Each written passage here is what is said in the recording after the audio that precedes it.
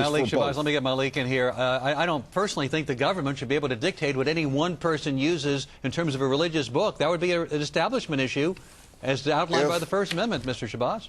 If the congressman has freedom of religion and his constitutional rights, he should be able to use a book of his choice. Fact check, Presidents Pierce, Hayes, Franklin Roosevelt, and Lyndon B. Johnson used no book.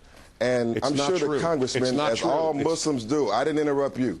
You're right. All Muslims respect the Bible, but he should have the opportunity. Now, your ignorance, Mr. Prager, Islam has contributed a lot to America. In the middle of the Supreme Court is, in the rotunda, is a statue or bust of the Prophet Muhammad, showing the respect that American law and jurisprudence has for the revealer of the Qur'an. Many of American presidents are Masons and Shriners who got to the 33rd degree and studied the Qur'an in secret and have the star and the crescent on their fez. Malik, so Islam is at the basis of Western and American civilization. Malik, I want to ask you a question as it relates to Dennis's column. Thank you both for being here. And he says, you know, on what grounds will those of you defending this congressman's decision and his right to choose his favorite book, you know, would you allow them to choose, you know, Hitler's Mein Kampf, which is the Nazi Bible? In other words, where does this stop? Is there any limitations whatsoever? Does anybody get any choice they want, Malik?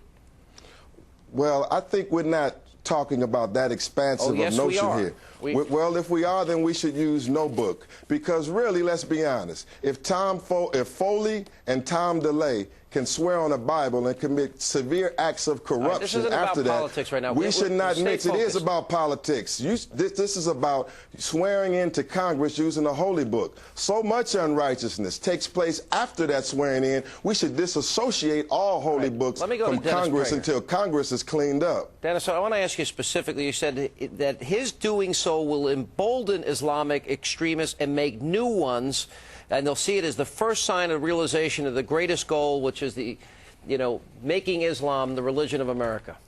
Well, as I wrote, there were two words there. I wrote, rightly or wrongly, they will view it that way. Yes, that is exactly how they'll view it.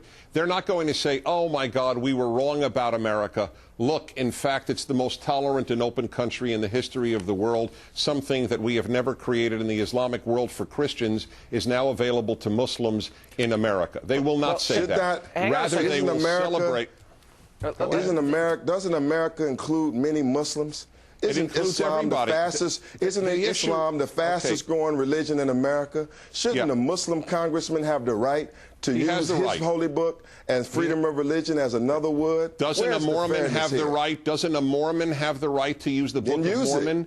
Go right ahead. Of course he has the right. I'm asking him not to. He will be setting a precedent. And you're wrong. That is destructive. And you are being totalitarian, and you're being racist. I am making a request, and that makes me... And you are narrow-minded and ignorant, sir. Hang on a second. You say the calling of names does not reflect on me. It reflects on you. You are not enlightened as to Islam. I'm not. You're enlightened. Hang on, guys. Okay. Dennis, let me ask you this. You said the very act undermines American civilization. I want you to explain why you wrote that, why you believe that. Well, of course, because this civilization is dependent upon notions that derive from that book. The Liberty Bell did not take a verse from any other book than our Bible. Sir, we based our values on this book. The Creator You must understand that Western civilization and values come from Islam. That Europe was in the Dark Ages until the Muslims. Europe was in the Dark Ages until the Muslims brought Europe and Western civilization out of the Dark Ages. We thank you owe both a very lot much. To Islam. Guys, we thank you. You owe a Coming lot up next, to Islam.